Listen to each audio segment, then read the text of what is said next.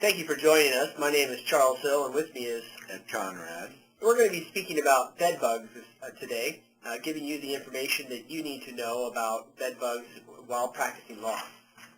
We're going to take a look at the background of bed bugs, what they are, and how did they get here. Bed bugs are parasitic insects that have gotten their name from their habit of being found in and around the area of human beds. They're very secretive creatures. They like to hide, and they're stealthy, that they travel in the nooks and crannies of our world so that we don't see them very often. We don't know that they're there. You might ask, what do they look like? Well, when they're eggs, they are very translucent and pearl white. They may be the size of about a pinhead, and they may have some red eye spots. After they hatch into nymphs, they start out being very hard to see. They're still almost translucent. You may not notice them unless they've just ate. As they grow and molt, the immature bugs are still smaller than the adults, but they're less translucent. They may become kind of whitish yellow in color, or even bright red after they've fed. And as adults, they're about the size and shape of an apple seed, about 3/16 of an inch long. When they're unfed, they're flatter and more disc-shaped, and after they've fed, they are rounder and more torpedo-shaped. They have a life cycle that can take about a month to complete. They start out as eggs. They hatch into nymphs. The nymphs must molt 5 times before they become an adult. They have to eat to molt. If they don't grow, they don't need to shed their skins. As I said, it can take as little as 4 weeks for them to move all the way from a nymph to a mature adult. Bed bugs move by crawling. They can't jump or fly. They also don't burrow into our skin like some other insects, ticks, and things of that nature. Bed bugs do like dark and tight places. They don't need a colony, but oftentimes they will group together where they will mate and rest after feeding. You can find them moving about from spot to spot as they look for food as a solo insect, but that's less frequent. You may ask, why are there so many? Well, a single female can infest an entire house. In fact, females, if they are already pregnant or they've been inseminated because they use traumatic insemination as a method of mating, meaning the female will store sperm inside her body cavity, she will be able to continue to lay eggs and mate with that offspring. So when the sperm runs out, she still has new insects that she can mate with. Females live about 1 year and lay eggs in accordance with how frequently they eat and mate. They can produce up to 5 to 7 eggs a week, and over the course of a lifetime, that will amount to more than 500 eggs.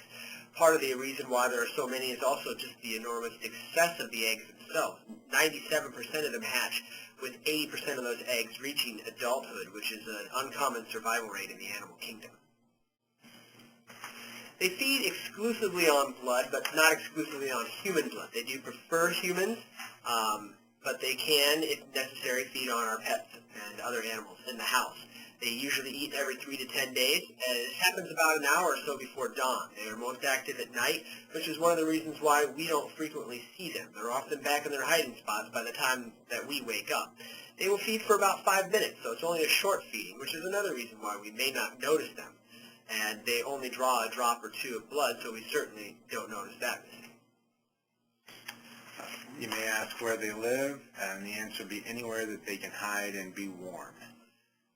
They can live in your house, whether that's in the most affluent neighborhood or in the most impoverished downtown urban area. In any home, they could be in your bedroom, your living room, your kitchen. They like someplace that they can hide and be close to you. They can be found in your luggage, whether that's something you have packed up in your closet or what you take with you to your next meeting, and they will come in contact with other luggage. You can find them in any type of motel room or hotel room. They can be anywhere. They're excellent hitchhikers. That's how they get everywhere. Charles said that they crawl. They didn't crawl here from the Middle East. They started out in the Middle East in caves when we lived in there. There are references in Greece as early as 400 BC and 77 AD in Rome, Germany in the 11th century, France in the 13th century. After the Great Fire in London, there were timbers that were shipped in from France and other European countries, and they believed that bed bugs made it to England sometime around the 16th century by some type of method of that. And then when the immigrants came from Europe and England in the 17th and 18th century, they made it all the way to America. During the early 20th century, it was rare that an American did not know what a bedbug was or had not been bitten by a bedbug. They were rated among one of the top 3 pests in and around our structures. Surveys showed that upwards of 1/3 of all households had bedbugs, and in some cities and low-income areas, that number was virtually every single resident in the city. Those times have changed, and they became less known. They are coming back again. One of the reasons why they were so prosperous back in the turn of the century was the development of cheap transportation and dirty living conditions of early American life. As the trains expanded, so did the bedbug's ability to spread out across our country. And during World War II, it was certainly a huge nuisance, and most bases were infested with bedbugs. However, in the 1950s, bedbugs changed from a major household pest to an occasional problem. And part of the reason why that is we had other means of treating bedbugs back then. Today's chemicals are not very effective against bedbugs. They can slow bedbugs and be helpful in eradicating them, but they're not like DDT. DDT was a type of chemical that was very poisonous, harmful for the environment, and has hence been outlawed, but was very extremely effective in killing bedbugs. We also got cleaner as a country. We would vacuum more, giving bedbugs less of a chance to their eggs to hatch. There's also just the cyclical nature of the organism, which means sometimes in the animal kingdom, the species will have its ups and downs, and right now it could just be that the bedbugs are on an upswing. Simplification of furniture design was also helpful in reducing the amount of bedbugs, as bedbugs like to hide in tight and dark places, and earlier American furniture had more doily type of soft coverings on them, whereas modern furniture became sleek with less crevices for bedbugs to hide and mate. There certainly has been a resurgence, and while we're not exactly clear, there are factors that we know that are contributing to it, including travel and other factors that are increased that Ed will talk about here shortly. And that would be right now. As you mentioned, the increased travel is probably the #1 reason. They're excellent hitchhikers. They have more people to hitchhike on, going more places. There's been a increase in underground economy. We have a lot of transient workers, a lot of temporary workers that may share some type of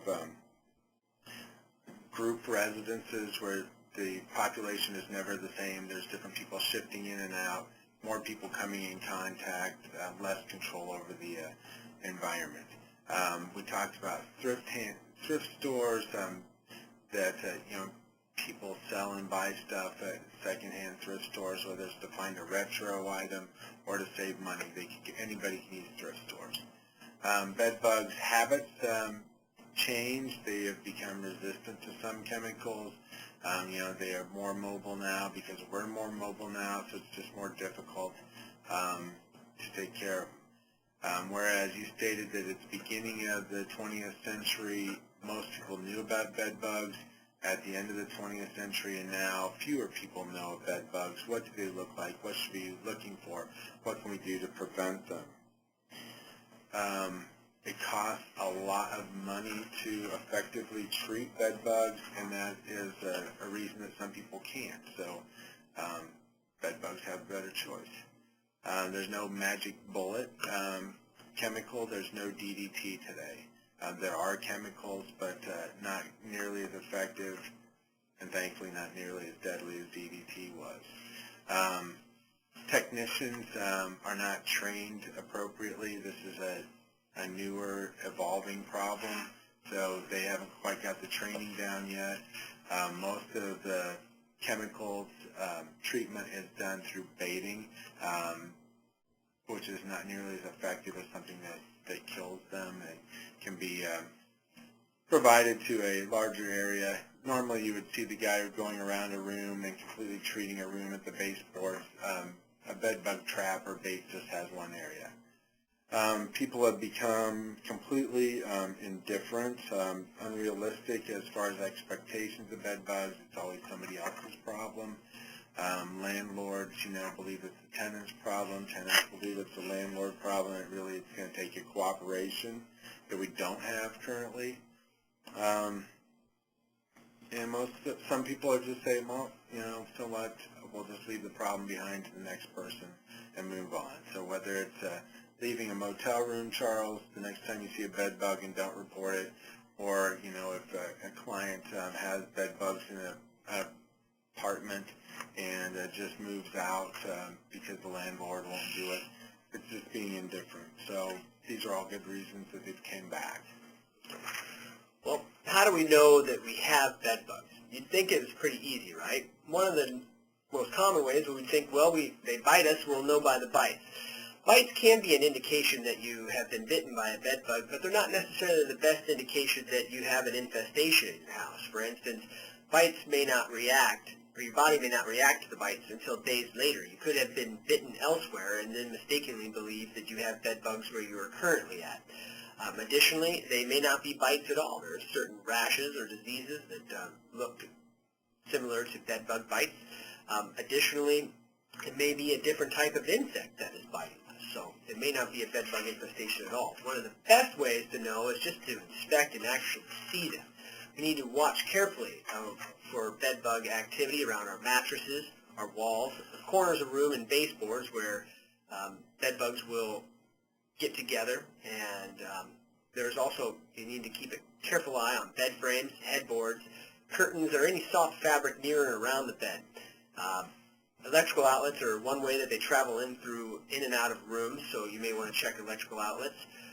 Keep in mind that you need to keep an eye out for bed bugs, both adult and juvenile, but also their eggs, the juvenile nymphs, the molted skins, and fecal spots, which I'll talk about here shortly.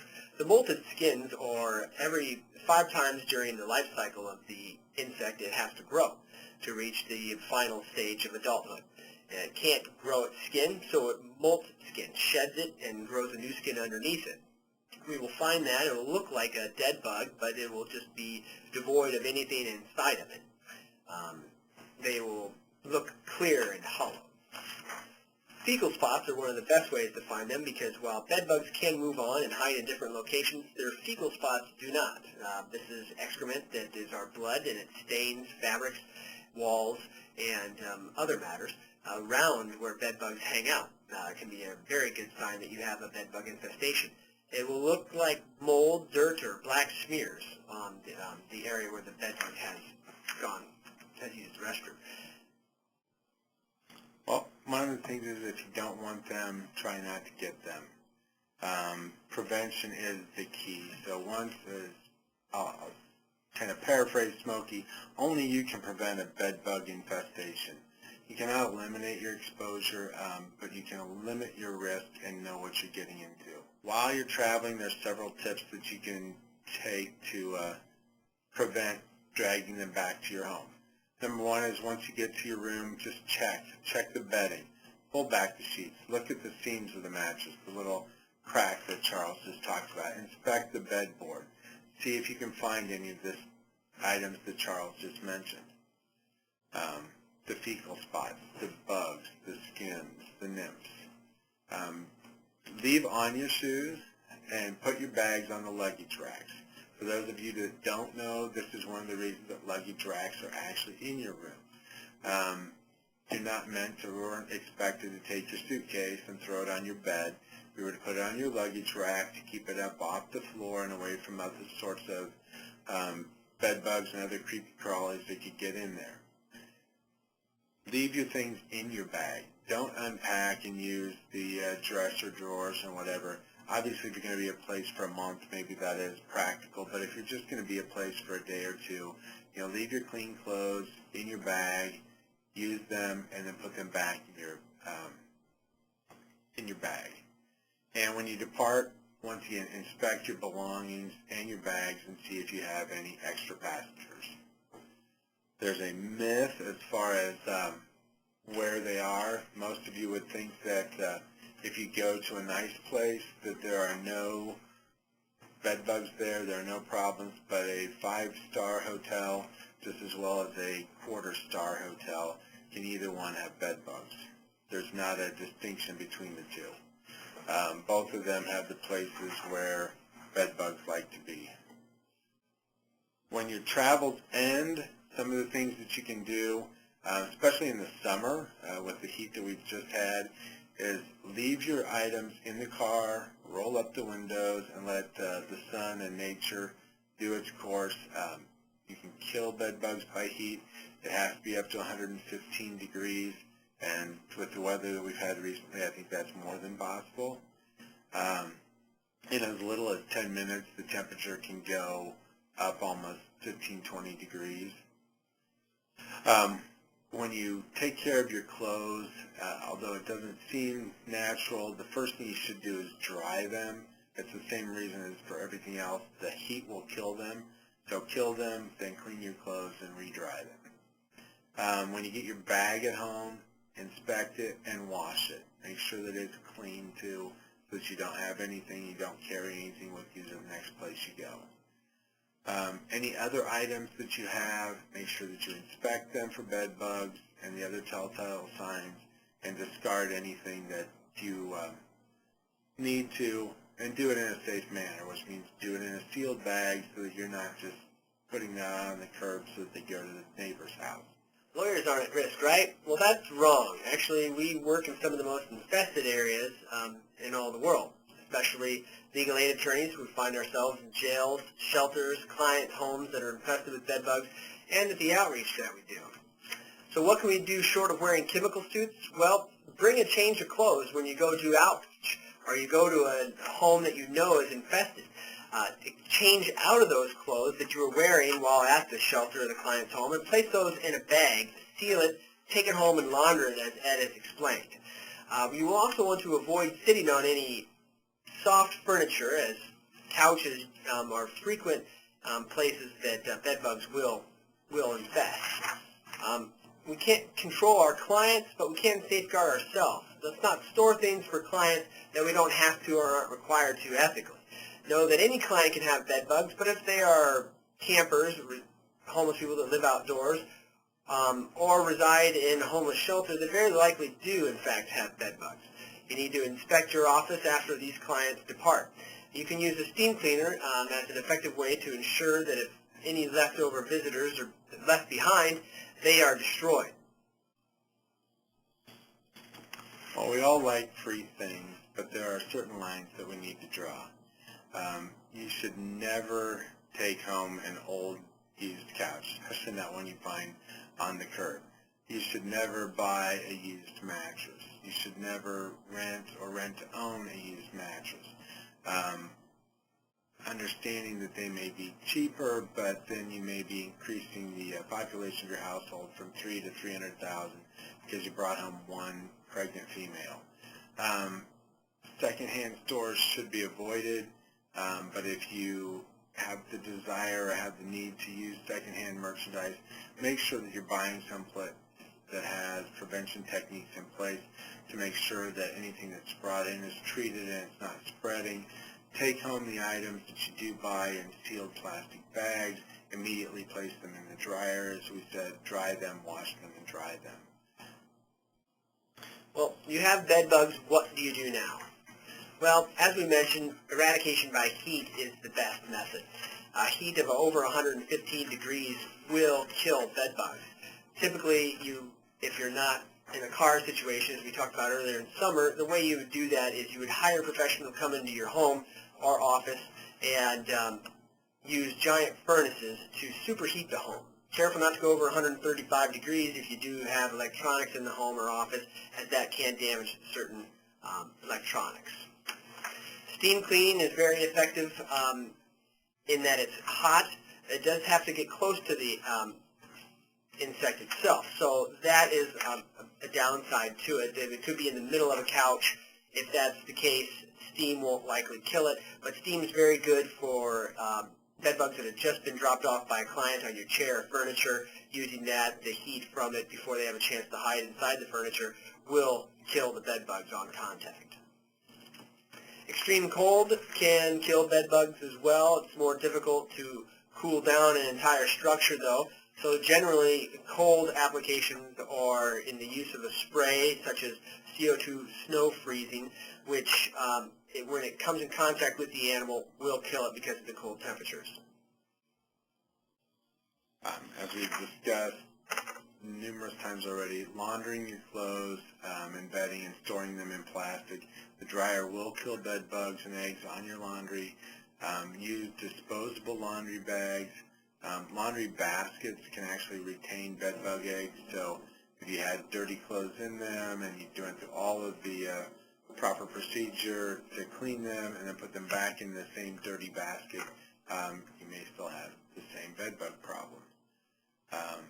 Diatomaceous earth, which is a natural product, it's a fine white powder, can be applied in basically a trail as a barricade against the bed bugs. It does not stop them from going through it, but they have a waxy coating on their body. As the bed bugs go through the powder, they pick that up, and the powder actually dries out their skin and weakens them and can kill them.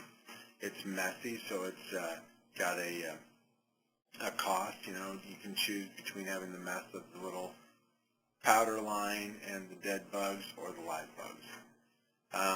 Cleaning in and of itself won't eliminate your problem. It will eliminate any bed bugs, nymphs, or eggs that are just laying around. It will also allow you to more properly identify any changes that have taken place in your house so that you can note if you have a problem or a more severe problem.